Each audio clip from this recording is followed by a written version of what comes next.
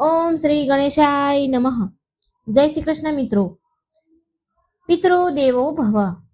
આજે આપણે અમાસની વાર્તા સાંભળીશું. સર્વ પિતૃ અમાવસ્યા, ભાદરવી અમાસની કથા. અને આજે આપણે આરાવારાની અને સર્વ પિતૃ અમાસની વાર્તા સાંભળીશું. બોલો પિતૃદેવની જય. ઓમ નમો ભગવતે વાસુદેવાય.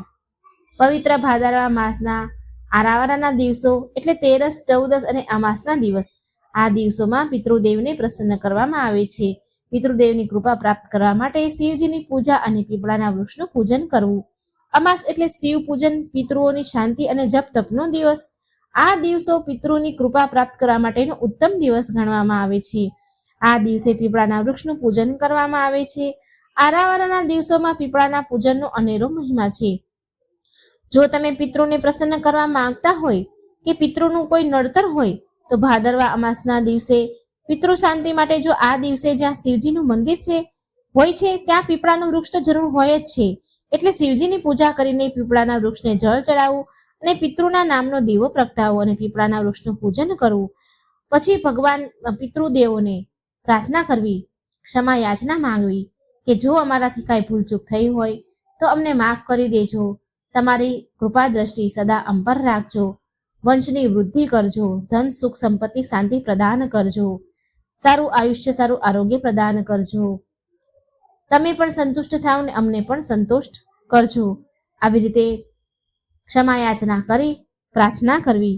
પીપળાના મૂળમાં ભગવાન વિષ્ણુ અને થડમાં ભગવાન શિવ અને અગ્રભાગમાં બ્રહ્માજીનો વાસ છે. તેથી આ દિવસે પીપળાના પૂજનથી અક્ષય પુણ્યની પ્રાપ્તિ થાય છે. અક્ષય પુણ્ય ફળ મળે છે. સૌભાગ્યની પ્રાપ્તિની સાથે સાથે પિતૃઓની કૃપા પણ પ્રાપ્ત થાય છે. તો હવે આપણે પિતૃઓની કૃપા પ્રાપ્ત કરવા માટે સાંભળીએ કથા. એક ગામ હતું. તેમાં એક કુટુંબ રહેતું હતું. તેમાં તેના મા બાપ અને દીકરો વહુ આનંદથી દિવસો પસાર કરતા હતા. હવે અચાનક જ નાની ઉંમરમાં દીકરાનું મૃત્યુ થયું. વહુને તો કોઈ સંતાન પણ નહોતું. એટલે વહુ તો નાની ઉંમરમાં વિધવા થઈ. તો પણ વહુ ભલી ભોળી અને ડાહી હતી. વહુ તો સાસુ સસરાની સેવા કરે અને પ્રભુ ભજન કરે, ખેતીના કામ કરે અને દિવસો ગુજારે. વહુના સાસુ સસરા પણ વહુની આવી હાલત જોઈને ખૂબ જ દુઃખી થતા હતા અને અંતરથી વહુને ખૂબ જ આશીર્વાદ પણ આપતા હતા અને વિચાર કરે છે કે અરે રે રે રે ભગવાન, જુઓ તો ખરી, અમારો દીકરો નથી, છતાંય પણ અમારી વહુ અમારી કેવી સેવા ચાકરી કરે છે. આમ રોજ બંને વિચાર કરે છે, આપણે તો હવે ખર્યું પાન છીએ. આપણે હવે કેટલા દિવસ જીવવાના? આપણે જીવતા છીએ ત્યાં સુધી આપણે વહુનું સારું ઠેકાણું શોધી અને તેના લગ્ન કરાવી દઈએ. આટલી નાની ઉંમરમાં આપણે નહીં હોય તો વહુ ક્યાં જશે? સારું ઠેકાણું જોઈ અને આપણે એના લગ્ન કરી દેવા જોઈએ. તેને પણ સુખ અને સહારો મળે. આમ વિચારી હવે તે બધાને કહેવા લાગ્યા કે અમારી વહુ છે એ અમારી વહુ નહીં પણ અમારી દીકરી જેવી જ છે. તેના અમારે બીજી વાર લગ્ન કરવાની ઈચ્છા છે. હવે સારું ઠેકાણું મળતા વહુના લગ્ન બીજે નક્કી કરવામાં આવ્યા. પહેલા તો લગ્ન થતા નહીં, એમ જ તેડી જતા હતા. ત્યારે શ્રાવણ મહિનો ચાલતો હતો. શ્રાવણ મહિનાના છેલ્લા દિવસો હતા. વરસાદ અંધરાધાર વરસતો હતો.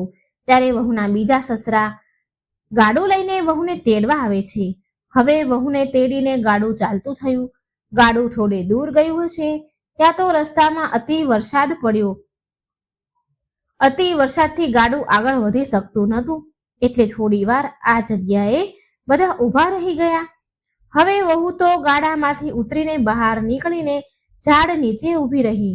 હવે વહુ જે જગ્યાએ ઊભી હતી ત્યાં એક પીપળાનું વૃક્ષ હતું. પિતૃઓના છેલ્લા દિવસ ચાલી રહ્યા હતા. અમાસનો દિવસ હતો. ત્યારે વહુને વિચાર આવ્યો કે બધા કહેતા હોય છે કે પીપળાના વૃક્ષમાં પિતૃનો વાસ હોય છે. હવે આ વહુ તો ભીંજાઈ ગઈ હતી. વરસાદના કારણે આખી પલળી ગઈ હતી. તેની સાડીમાંથી પાણીના ટીપા પડી રહ્યા હતા. ત્યાં તો પીપળાના વૃક્ષમાંથી તેના પતિના કુટુંબના પિતૃઓ જાગૃત થયા.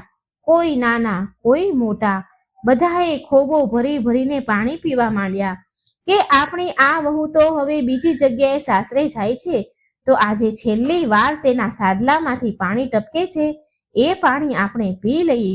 તે હવે આપણને પાણી પીવડાવવા આવવાની નથી. આમ તેના સાડલામાંથી ટપકતું પાણી પીને પિતૃઓ સંતોષ માની લે છે. હવે વહુ તો આ પિતૃની ભાષા જાણી ગઈ અને વહુ તો વિચાર કરવા લાગી કે આ અમારા પિતૃઓ મારા સાડલાનું પાણી પી રહ્યા છે, પાણી પીવે છે. હું તો હવે બીજી જગ્યાએ જાઉં છું. મારા પિતૃઓ હવે પાણી વગરના તરસ્યા રહેશે. ત્યારે વહુએ તરત જ નિર્ણય કર્યો અને તેના જે બીજા સસરા હતા એને કહેવા લાગી કે પિતાજી, તમે મારું એક કામ કરશો. પિતાજી બોલ્યા, બોલો ને વહુ બેટા. વહુ બોલી, મને મારા ઘરે પાછી મૂકી જાઓ. સસરા બોલ્યા, કેમ બેટા, શું થયું? વહુએ કહ્યું, તમને રસ્તામાં વાત કહીશ. આમ તેના સસરા પાછા વહુના ઘર તરફ ગાડા વાળે છે. રસ્તામાં વહુ તેના સસરાને બધી વાત કરે છે.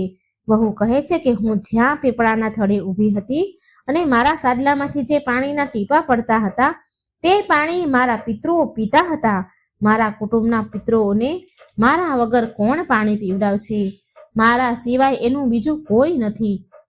તો પિતાજી, મારા પિતૃઓની સદગતિ માટે મારે બીજા લગ્ન કરવા નથી. હું મારા સાસુ સસરાની સેવા કરીશ અને દર અમાસે પીપળે પાણી રેડીશ. ભાદરવો, કારતક અને ચૈત્રમાં પિતૃઓને પાણી પીવડાવીને તેમની આત્માને શાંતિ આપીશ. પાણી રેડી પિતૃની સદગતિ થાય એવી હું કામના કરીશ. હવે તેના નવા સસરા ખૂબ સમજુ હતા. કહે છે કે કોઈના પિતૃઓ નારાજ થાય, દુઃખી થાય તો અમારા ઘરે સુખ ન મળે. માટે વહુને એના ઘરે પાછી મૂકીને ચાલતા થયા. હવે વહુના પેલા સાસુ સસરા કહે છે, બેટા તમે કેમ પાછા આવ્યા? તો વહુએ માંડીને બધી વાત કહી. કહે છે કે મારે બીજે ક્યાંય સાસરે જવું નથી. હું તમારી સેવા કરીશ અને આનંદથી જ અહીં દિવસો પસાર કરીશ. આ મારા પિતૃઓને મારે દુઃખી કરવા નથી, એમને રઝળતા મૂકવા નથી. મારા પિતૃઓ તરસ્યા રહે એવું મારે કરવું નથી. એમ કહીને વહુ સાસુ સસરાને પગે લાગીને આનંદથી રહેવા લાગી અને ત્યારથી આ અમાસની વાર્તા કહેવાણી. આ હતી અમાસની સર્વ પિતૃ અમાસની વાર્તા. પિતૃ દેવો ભવ. બોલો મારી સાથે પિતૃ દેવતાની જય. અમાસની વાર્તા નણંદ ભોજાઈની આ વાર્તા છે.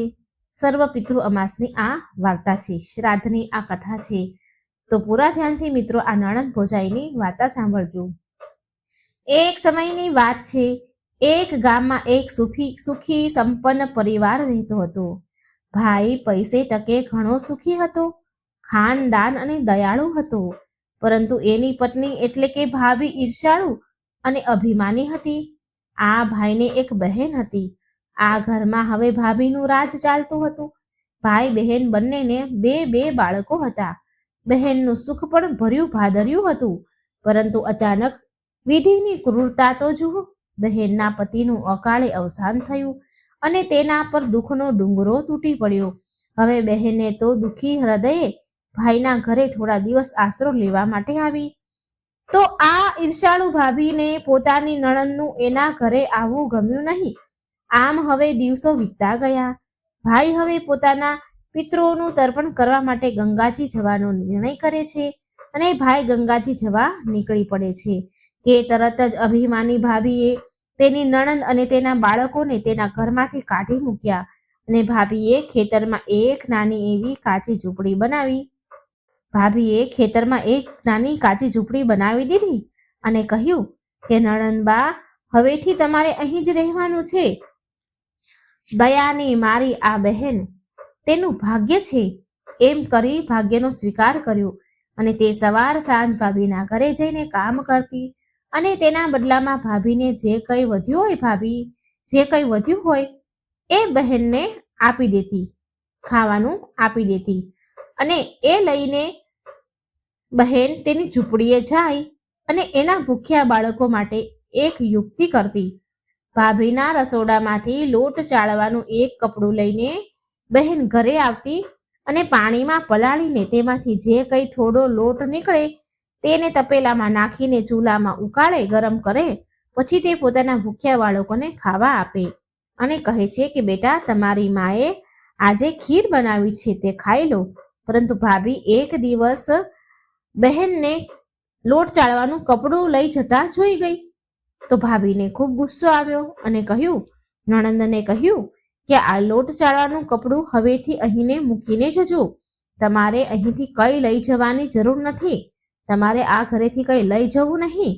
હવે તો નણંદનું હૃદય ચીરાઈ ગયું, પરંતુ તે કંઈ બોલી નહીં, મૌન રહી. એ દિવસે ભાભીએ તેને કંઈ પણ ખાવાનું આપ્યું નહીં. જતી વખતે ભાભીએ ક્રૂરતાથી કહ્યું કે કાલે તમારી માતાનું શ્રાદ્ધ છે. જો તમારે જમવા આવવું હોય તો તમારા આંગણામાં જે ઉગેલું પીપળાનું ઝાડ છે તે એની જગ્યાએથી ચાલે તો જ તમે આવજો. આમંત્રણ ન હોય તો આવવાનો પ્રયાસ પણ કરતા નહીં. આ સાંભળીને નણંદના હૃદયમાં એક કરુણ ચીસ પડી. તેની આંખોમાંથી આંસુઓ દળ દળ વહેવા લાગ્યા. પછી એ ઝૂંપડીએ પાછી આવી ત્યારે બાળકો ભૂખ તરસથી વલખા મારી રહ્યા હતા અને બોલ્યા, માં, અમને બહુ ભૂખ લાગી છે. ત્યારે નણંદે કહ્યું, બેટા, આજે ઉપવાસ છે, કંઈ ખાવાનું નથી. આજે એમ જ સૂઈ જવાનું છે. બાળકોને તો માએ માંડ સુવડાવ્યા, પરંતુ માનું હૈયું કેમેય કરીને શાંત થયું નહીં. આખી રાત તે આંસુડા સારતી રહી અને ગંગાજીને પ્રાર્થના કરતી રહી કે હે મા ગંગા, મારા પિયરની પવિત્રતાની તું સાક્ષી છે. મારી અને મારા ભાઈની તું રક્ષા કરજે માં. બીજા દિવસે હવે સવાર પડી તો બાળકો ફરી આનંદમાં આવીને કહેવા લાગ્યા કે માં, આજે તો દાદીનું શ્રાદ્ધ છે, ચાલો ને આપણે મામીને ત્યાં જમવા જઈએ. નણંદે ભારે હૈયે બાળકોને સમજાવ્યા, બેટા, આપણે જમવા નથી જવાનું, કારણ કે મામીએ શરત રાખી છે કે આંગણાનું આ જે પીપળાનું ઝાડ છે એ ચાલવા લાગે તો જ તમે આવજો. તો બેટા, ક્યારે તમે જોયું છે કે ઝાડ એની જગ્યાએથી ચાલે? હવે બાળકો ખૂબ જ નિરાશ થઈ ગયા. આમ કરતા કરતા દિવસ આથમી ગયો. કોઈ એમને તેડવા આવ્યું નહીં. સાંજ પડવા આવી ત્યારે ભાઈના બાળકો ભોજનનું પતરાળું લઈને આવ્યા. તેમાં જોયું તો 2 સૂકી રોટલી અને થોડા ભાત હતા. આ જોઈને નણંદને ખૂબ જ ક્રોધ આવ્યો કે મારા માતા પિતાનું શ્રાદ્ધ આટલું જ હતું. આમ વિચારીને તેણે ગુસ્સામાં આવીને તે પતરાળી ઝૂંપડીની છત ઉપર ફેંકી દીધી. એ રાત્રે પણ બધા જ ભૂખ્યા જ સૂઈ ગયા. આખી રાત બહેન તો રડતી રહી અને ગંગા મૈયાને યાદ કરતી રહી. અને તેનો ભાઈ ગંગાજીમાં પિતૃઓને તર્પણ કરીને પાછો ઘરે આવ્યો. ઘરે આવતા જ તેના ઘરના આંગણામાં કાદવ કીચડનો એક મોટો ખાડો થઈ ગયો હતો. એણે જોયો ત્યારે ભાઈએ તેની પત્નીને પૂછ્યું કે આ શું છે? મારી બહેન અને મારા ભાણેજડા ક્યાં છે? અભિમાની ભાભીએ જૂઠું કહ્યું, તમારી બહેન અને ભાણેજડા ના પગ રોજ કાચા દૂધથી હું ધોતી હતી, માટે આ કીચડ એનો છે, દૂધનો કીચડ છે. મેં તેમની ખૂબ સેવા કરી, રોજ તેમની ખીર પૂરી ખવડાવતી હતી, પરંતુ તોય નણંદ નારાજ થઈને ખેતરમાં ઝૂંપડી બાંધીને રહેવા લાગ્યા, ચાલ્યા ગયા અહીંયાથી. ભાઈ આ સાંભળીને ખૂબ ગભરાઈ ગયો અને દોડતો સીધો ખેતરમાં ગયો. પરંતુ ત્યાં પહોંચીને તેને આશ્ચર્યનો પાર ન રહ્યો. જ્યાં એક નાની એવી ઝૂંપડી હતી ત્યાં એક ભવ્ય આલીશાન હવેલી ઊભી હતી અને તેના આંગણામાં તેના ભાણેજડા હીરા મોતી સાથે રમી રહ્યા હતા. ભાઈ હવે અંદર ગયો અને બહેનને પૂછ્યું કે બહેન, આ બધું શું છે? આ ચમત્કાર કેવી રીતે થયો? એટલે બહેન રડતા માંડીને બધી વાત કહે છે. ભાઈને બધી વાત સંભળાવી. ભાઈ, તારા આંગણામાં જે કીચડ છે ને એ દૂધનો નથી, પરંતુ ભાભીના ખરાબ વર્તનથી મારા વહેતા આંસુનો છે. ભાભીએ માતા પિતાના શ્રાદ્ધમાં અમને ભૂખ્યા રાખ્યા છે અને અમારી માટે સૂકી રોટલી અને ભાત મોકલ્યા હતા, તો મેં ભોજનની પતરાળી ક્રોધમાં આવીને મારી ઝૂંપડી ઉપર ફેંકી દીધી. આ તો આપણા પિતૃઓના આશીર્વાદ છે, આપણા માતાનો પ્રેમ અને ગંગા મૈયાની કૃપાનો જ આ પ્રભાવ છે કે તે સૂકી રોટલી સોનાની થઈ ગઈ અને ભાત હીરા મોતી થઈ ગયા. પિતૃઓના પ્રભાવથી આ બધું થયું અને એના પ્રભાવથી આ ઝૂંપડી છે એ હવેલીમાં બદલી ગઈ. ભાઈની આંખોમાં તો પછતાવાના આંસુ વહેવા લાગ્યા. ભાઈએ તેની બહેન અને ગંગા મૈયાની માફી માંગી. ભાઈએ બહેનને પાછી ઘરે આવવાની વિનંતી કરી, પરંતુ બહેને કહ્યું, ભાઈ, ગંગા મૈયાએ મારી રક્ષા કરી છે, હવે તું મારી રક્ષા કરજે. આ પવિત્ર જગ્યા છોડીને મારે ક્યાંય નથી જવું. ભાઈએ ભાવ ભક્તિથી પોતાના માતા પિતૃઓને યાદ કર્યા અને પ્રાર્થના કરી કે મારા પિતૃઓ, જેવી રીતે તમે મારી બહેન અને મારા ભાણેજડાના દુઃખ દૂર કરીને એનું કલ્યાણ કર્યું છે, એવી જ રીતે આ કથા સાંભળનાર, કથા કહેનાર, હોંકારો ભરનાર સૌના દુઃખ દૂર કરજો, સર્વનું કલ્યાણ કરજો. તો આ હતી પિતૃ કૃપાની પાવન કથા મિત્રો, સર્વ પિતૃ અમાસની કથા. જો તમને વિડીયો પસંદ આવે તો લાઈક કરજો, શેર કરજો અને કોમેન્ટ બોક્સમાં ભગવાન શ્રી કૃષ્ણ અને પિતૃ દેવો ભવનું નામ જરૂર લખજો. જય શ્રી કૃષ્ણ. રાધે રાધે. Thank you.